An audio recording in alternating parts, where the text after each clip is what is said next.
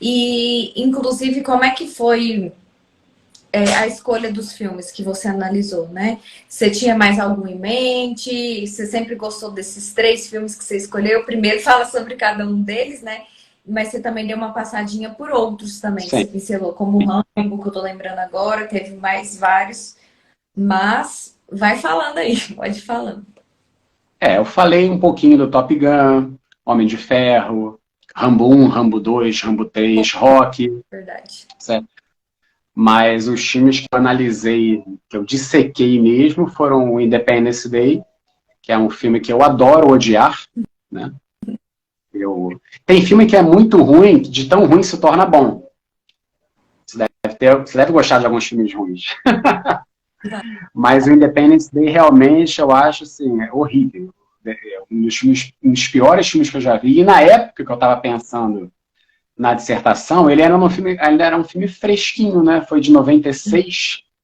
E foi mais mesmo pelo estouro que esse filme fez, entendeu? Como as pessoas adoravam Independence Day, Oscar de efeito especial, e eu vi as pessoas comentando esses filmes na época, Independence Day, Pearl Harbor, e eu falei, gente, esses filmes de propaganda militarista, pró-Estados Unidos, e as pessoas compram, abraçam aquilo com um amor, com uma paixão, né? Será que elas não veem que estão sendo manipuladas de alguma forma a sempre torcer pelo lado norte-americano e ver o outro como vilão? Então, Independence Day foi uma escolha natural de ser o filme que eu ia analisar para mostrar o melhor exemplo, como o meu recorte histórico foi anos 90, então, para mim, daquela época, Independence Day é um dos mais emblemáticos assim, do cinema ideológico panfletário. Só uma aberturinha aqui de mais uma pergunta que me veio agora. Por que que você escolheu anos 90 também?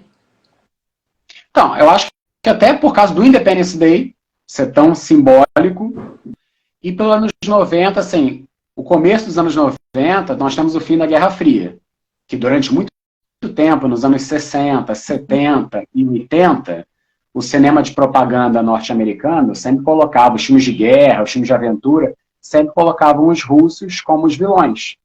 E tinha essa disputa ideológica entre os Estados Unidos e a União Soviética, etc. Quando a União Soviética acaba, quando a Guerra Fria chega ao fim, o cinema fica, e agora? Quem são os vilões? Contra quem os Estados Unidos vão lutar para reafirmar seu modo de vida? Que tem até um capítulo que eu falo, né? O vilão define o herói define o vilão. A gente se define muito por quem a gente declara nossos inimigos, né? E com o fim da União Soviética, não tem mais o perigo da Rússia, da União Soviética, o perigo comunista.